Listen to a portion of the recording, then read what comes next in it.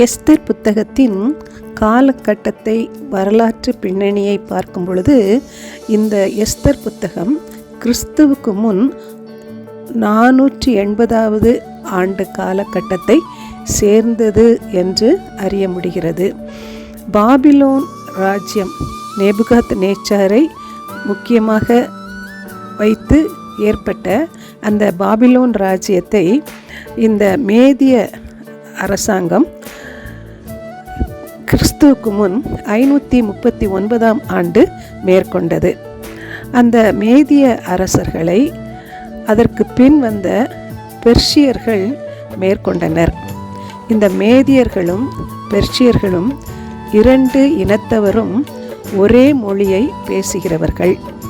மேதியர்கள் மேற்கு ஈரான் பகுதியையும் பெர்ஷியர்கள் தெற்கு ஈரான் பகுதியையும் சேர்ந்தவர்கள். இவர்கள் ஒருவரை ஒருவர் மேற்கொண்டாலும் அந்த மேதியா தன்னை பெர்ஷியாவுக்கு அடியிலே இணைத்து கொண்டது. இரண்டு இனத்தவரும் ஒரே தேசத்தவர்கள் என்பதனால இந்த பெர்ஷியா தேசத்தில் இந்த மேதியர்கள் எல்லாரும் அவர்கள் அந்தந்த குறிப்பிட்ட பகுதிக்கு அவர்கள் ஒரு ஆளுநராக அவர்கள் பொறுப்பானவர்களான பதவியில் அமர்த்தப்பட்டு, எனவே இந்த அரசாங்கம் மேதிய பெர்ஷிய அரசாங்கம் என்று காலகட்டத்தில் அழைக்கப்பட்டதாக இருந்தது.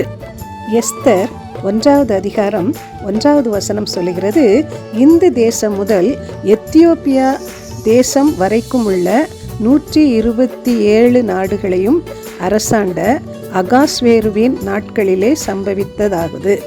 இந்த 127 நாடுகள் என்பது தற்போதைய லிபியாவிலிருந்து பாகிஸ்தான் வரைக்கும் உள்ள பகுதி என்று சொல்லலாம்.